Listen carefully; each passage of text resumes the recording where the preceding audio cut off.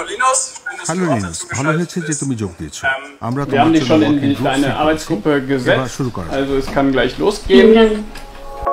এগুলি বার্লিন শহরের স্কুল পড়ুয়া লিনুসের চোখ, কান ও মুখ।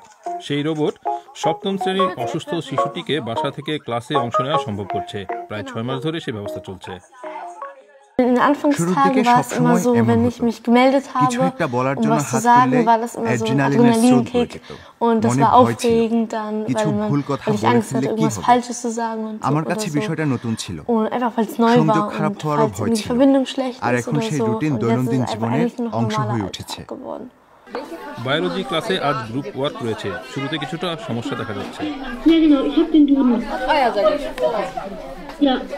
বাসায় বসে ক্লাসে কি হচ্ছে তা জানার জন্য লিনুস টাচপ্যাডের মাধ্যমে ক্যামেরা নিয়ন্ত্রণ করতে পারে। সবসময় প্রযুক্তি ঠিকমতো কাজ করে না, স্কুলের ইন্টারনেট সংযোগও তেমন শক্তিশালী নয়। আমাকে আবার লগইন করতে হবে কারণ ছবি আবার ফ্রিজ করে গিয়েছিল।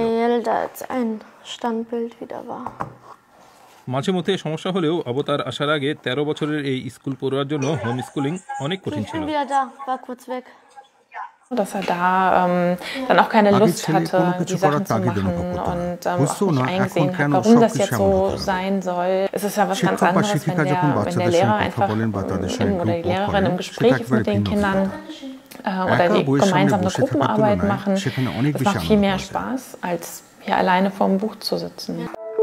জন্মের সময় হৃদযন্ত্রের ত্রুটি এবং পালমোনারি হাইপারটেনশন তো ছিলই, তার উপর করোনার সময় তাকে প্রায় 1.5 বছর বাসায় কাটাতে হয়েছে।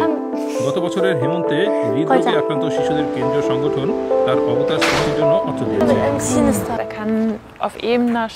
সমতল জায়গায় সে ধীরে ধীরে হাঁটতে পারে, সেটা কোনো সমস্যা নয়। সিঁড়ি চড়া তার জন্য কঠিন, স্কুলে লিফট না থাকায় তাকে অতি ধীরে দৌড়ানো এক বড় সমস্যা।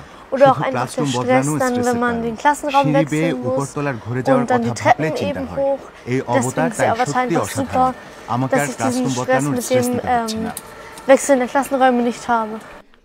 লিনুসের বন্ধুরা যে বিশেষ ধরনের ব্যাকপ্যাক পিঠে নেওয়া রোবটটিকে ব্রেকের সময়ও সঙ্গে নিয়ে যায়, এমনটাই কাম্য। অবতার শুধু দীর্ঘকাল অসুস্থ শিশুদের পড়াশোনায় নিশ্চিত করে না, তাদের সামাজিক যোগাযোগ অটুট রাখাও জরুরি। অবশ্যই আমি তোমাদের আমার ঠিকানা পাঠাচ্ছি। সত্যি মনে হয় আমি যেন সেখানে রয়েছি। জুম মিটিং এর মাধ্যমে সেটা সম্ভব হতো না, অথবা তাদের সঙ্গে কোনো যোগাযোগই থাকতো না। সত্যি স্কুলে যাওয়ার মতো অনুভূতি পাচ্ছি। গ্রীষ্মের ছুটির পর লিনুস সত্যি সেই খাঁটি অনুভূতি পেতে পারে। ওষুধে এত ভালো ফল পাওয়া যাচ্ছে যে সে দ্রুত আবার ক্লাসে উপস্থিত থাকতে পারবে বলে ধরে নেওয়া হচ্ছে। তখন অবতার বরং ছুটিতে যেতে পারবে।